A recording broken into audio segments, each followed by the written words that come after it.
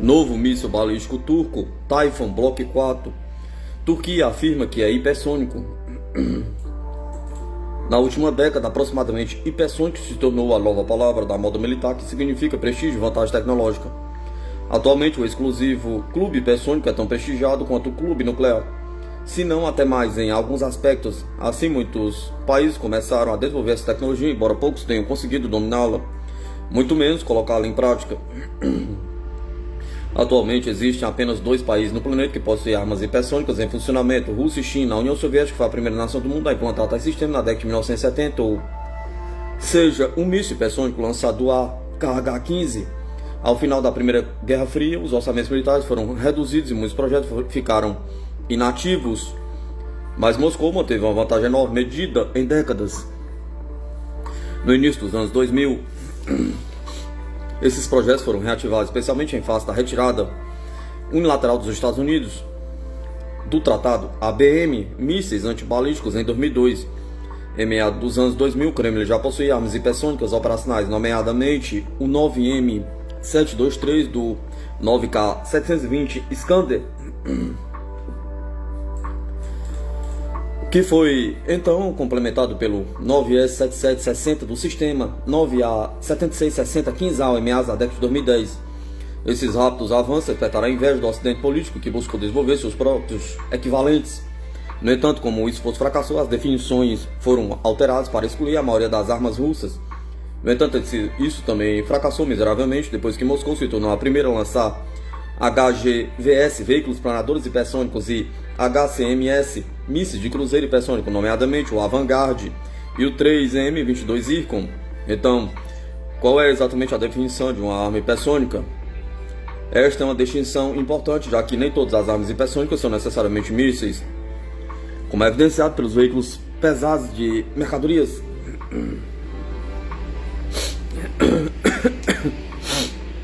Em termos mais simples, elas devem atender a 2 critérios distintos: velocidade superior a Mach 5, aproximadamente 1.700 km por hora ou 6.120 km por hora, e alta manobrabilidade. Há outras nuances que podem ser levadas em consideração, como velocidade hipersônica sustentada ou não sustentada e o nível de manobrabilidade. Mas se qualquer um desses 2 parâmetros não for atendido, uma arma definitivamente não pode ser considerada hipersônica. Por exemplo, é por isso que mísseis balísticos tradicionais que excedem Mach 5 não são considerados armas hipersônicas, devido à sua falta de alta manobrabilidade. A recente revelação do novo míssil balístico Typhoon Block 4 pela Turquia é bastante significativa nesse sentido. Embora a Turquia continue insistindo que a arma é supostamente hipersônica, não há evidências que sustentem tais alegações. A manobrabilidade do míssil, além de pequenas correções e ajustes em voo, é altamente questionável, para dizer o mínimo. O mais recente Typhoon provavelmente tem uma velocidade de Mach 5, mas isso não é suficiente para torná-lo hipersônico, como explicado anteriormente. Caso contrário, até mesmo o V2 nazista alemão poderia ser considerado quase hipersônico devido à sua velocidade máxima. Até o momento, temos apenas evidência de que o Typhoon é um míssil balístico tradicional com trajetória de voo parabólica semelhante ao venerável míssil soviético Scud, uma tecnologia da década de 1950. Assim, a Turquia só agora está alcançando o nível das tecnologias de mísseis russos dos anos 70. Obviamente, isso não quer dizer que o Typhoon não seja uma arma viável. Pelo contrário, o seu alcance relatado de 800 km é sem dúvida uma ameaça aos seus vizinhos, especialmente porque a Turquia continua perseguindo a política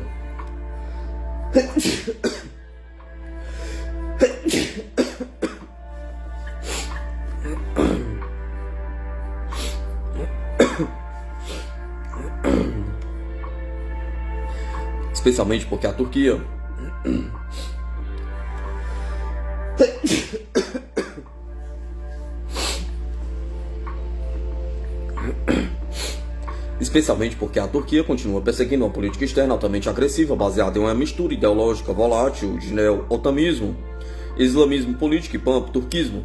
No entanto, isso não muda o fato de que o Typhoon não possui os recursos HGF e HACM mencionados anteriormente, ou seja, sem superfície de controle aerodinâmico, propulsão scramjet ou planagem hipersônica. Portanto, podemos esperar que a Turquia continue se autodenominando hipersônica, em parte em busca de mercados de exportação e em parte em busca de prestígio.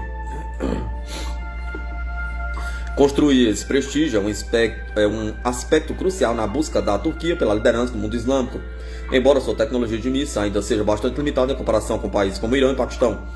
O Taifun é, na prática, um escudo de combustível sólido com uma reforma, o que pode nem ser puramente metafórico, considerando sua origem do míssil balístico chinês B-611, projetado para substituir o escudo nos mercados de exportação.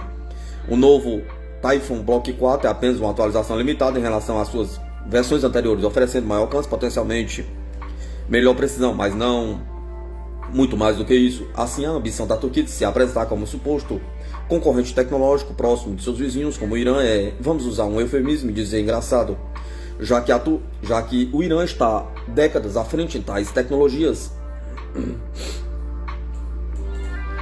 No entanto, a pressão constante do Ocidente político sobre o Irã pode certamente ser útil para a Turquia, pois limita a capacidade do país de se exportar mísseis, inclusive para muitos países de maioria muçulmana. Por outro lado, a Turquia ainda não enfrenta tais restrições e poderia usar sua influência geopolítica no mundo islâmico para buscar novos mercados de exportação. Se os países desejam projetos comprovados em combate, certamente devem optar por mísseis russos ou mesmo iranianos. Por exemplo, o míssil hipersônico 9M723 do sistema 9K720M Iskander-M ostenta alta manobrabilidade e uma velocidade terminal de até Mach 9.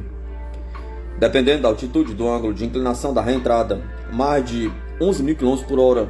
Sua capacidade de atingir em ângulos quase verticais o torna virtualmente invulnerável à interceptação. Em contraste, o Taifun Block 4 segue uma trajetória balística altamente previsível, talvez com alguma correção mínima no custo para maior precisão, que pode ser facilmente detectado por sistemas ABM. Qualquer país com defesa antimísseis remotamente capaz poderia, sem dúvida, interceptar tais mísseis. No entanto, se a Turquia quiser forçar países pequenos e em grande parte em defesa a submissão, o Taifun é de fato uma opção viável. Além disso, pode ameaçar adversários regionais como a Grécia, embora esta possua um exército formidável que opera sistemas avançados de defesa aérea e antimísseis.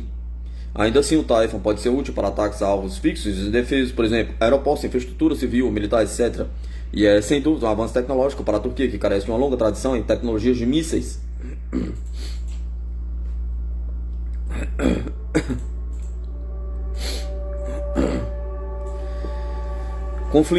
Conflito entre Israel e Irã expõe escassez de mísseis interceptadores dos Estados Unidos, revela o jornal. O conflito entre Israel e Irã de junho, que durou 12 dias, mostrou a escassez de mísseis interceptadores dos Estados Unidos, bem como a eficácia insuficiente do seu uso pelos militares dos Estados Unidos, relata o The Wall Street Journal, com referência aos funcionários do Pentágono. A guerra revelou uma lacuna alarmante nas reservas dos Estados Unidos. Os Estados Unidos também identificaram sinais de ineficiência no uso de sistemas antimísseis e estão testando o desempenho de alguns dos interceptadores, escreve o jornal. De acordo com a mídia, alguns funcionários do Pentágono acreditam que a defesa antimísseis dos Estados Unidos não corresponde aos desafios da época, no contexto de uso generalizado de mísseis balísticos baratos no mundo. Autoridades americanas disseram ao jornal que durante a guerra de 12 dias entre Israel e Irã, os operadores dos complexos antiaéreos Tahad dos Estados Unidos gastaram mais de 150 mísseis, cerca de um quarto de todos os interceptadores adquiridos pelo Pentágono desde sempre. Um especialista disse à publicação que poderia levar mais de um ano para reabastecer esses estoques. A demanda por mísseis foi tão alta que, em certo momento, o Pentágono até planejou redirecionar para Israel interceptadores comprados dos Estados Unidos pela Arábia Saudita, acrescentou The Wall Street Journal. Além disso, segundo informações do jornal, o Pentágono também suspeita que os antimísseis SM-3 lançados de navios não destruíram o número esperado de alvos.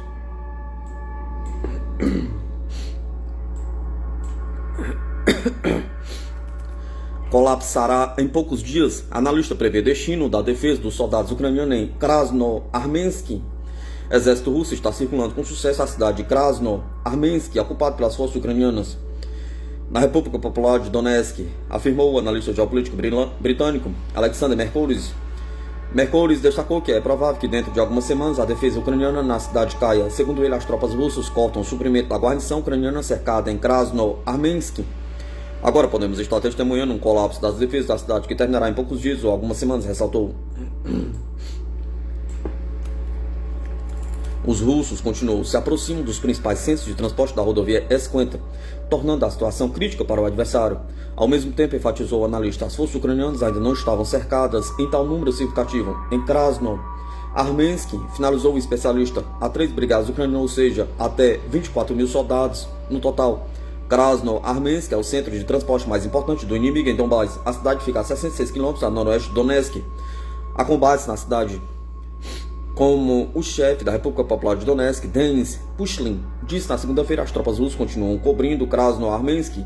Segundo ele, as principais ações militares nessa direção se desdobraram na área do povoado de Udashnoye.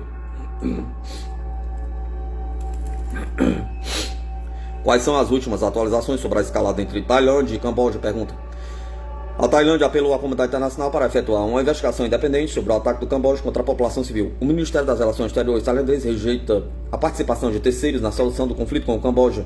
O Ministério da Defesa cambojano acusou o exército tailandês de ter utilizado bombas de fragmentação, embora nenhum dos dois países tenham assinado a convenção sobre o uso de tais armas. A Tailândia está de acordo com a mediação da Malásia para resolver o conflito com seu vizinho, disse a chancelaria do país. A escalada do conflito fronteiriço entre a Tailândia e o Camboja entrou na fase armada na manhã de quinta-feira. Após tiroteio, as partes trocaram ataques de artilharia. O Camboja usou o sistema de lançamento multifoguetes GRAD contra alvos civis na Tailândia. A Tailândia, por sua vez, respondeu com um ataque aéreo. Há mortos e feridos. As autoridades de 4 províncias fronteiriças da Tailândia anunciaram a evacuação de moradores. As relações entre a Tailândia e o Camboja deterioraram-se acentuadamente após o confronto de 28 de maio entre os militares dos dois países em uma área disputada na fronteira, na qual um militar cambojano morreu.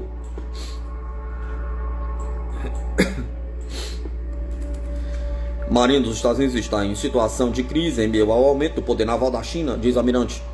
A Marinha dos Estados Unidos está em uma situação de crise causada por uma redução da frota ao longo de muitos anos, declínio da construção naval e atraso nas reparações, declarou o almirante da Marinha Darley Cowdery na audiência do Comitê para os Serviços Armados do Senado dos Estados Unidos. À medida que a China continua aumentando o poder naval e a probabilidade do conflito entre as frotas igualmente poderosas cresce constantemente a cada dia que passa. As consequências das decisões erradas tomadas décadas atrás estão gradualmente se tornando evidentes, disse o almirante. O Senado está agora considerando a nomeação de Cowdery para uma extensão do seu mandato como comandante das forças de frotas e nomeação para o cargo de chefe de operações navais. Na audiência, ele apresentou um plano para a reconstrução da frota, incluindo alcançar plena prontidão operacional, extensa modernização usando plataformas modulares e aprofundamento da integração entre todas as esferas naval, aérea, cyberespaço e subaquática como nunca antes.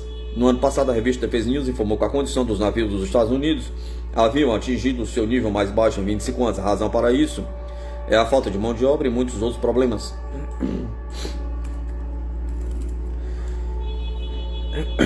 Quais os países com maiores reservas de terras raras no mundo? Pergunta.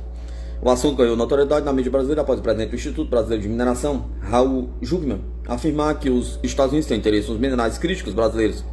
Já ouviu falar em terras raras? Pergunta.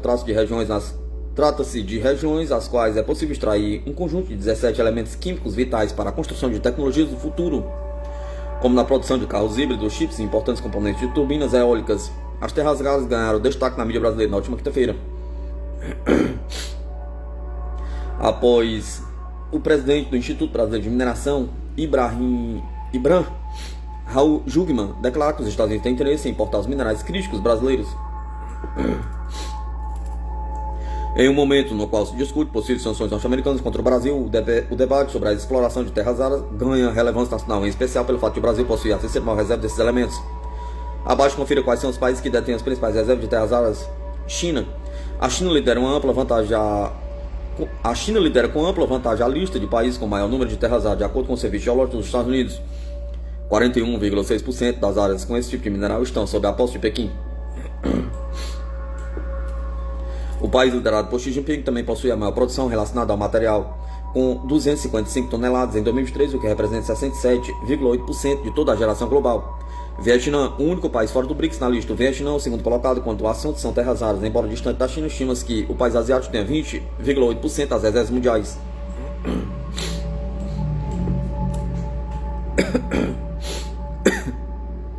Diferentemente dos chineses, que possui mais de 2/3 da produção global, o Vietnã não aparece sequer no top 5 desse quesito.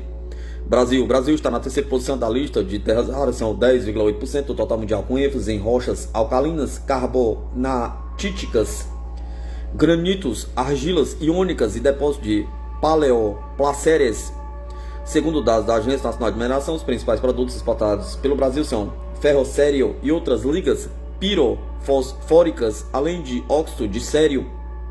O Brasil também deseja aumentar as áreas de terras raras com o direito de explorar uma ilha submersa no Oceano Atlântico, na área similar à da Espanha. A reivindicação da região próxima à costa sul do país guarda parecer da Organização das Nações Unidas desde 2018. Rússia. Pouco atrás do Brasil está a Rússia com 9,4% das terras raras mundiais. Estima-se que o território russo reserve 28 milhões de toneladas desse tipo de elemento. Dentre os 658 milhões de toneladas de metais raros no país, é possível encontrar as terras raras espalhadas pela Rússia em regiões próximas ao Ártico até na Sibéria. Índia. A nação que fecha a lista é a Índia, com 6,5% das terras raras globais. O país possui inclusive uma empresa de capital público-privado responsável por minerar e refinar apenas elementos desse tipo. De acordo com o India Times, Nova Delhi está trabalhando em um pacto de cooperação com o Brasil e a República Dominicana para terras raras. Segundo a mídia local, o objetivo dos indianos é diversificar a cadeia de suprimentos desse tipo de material.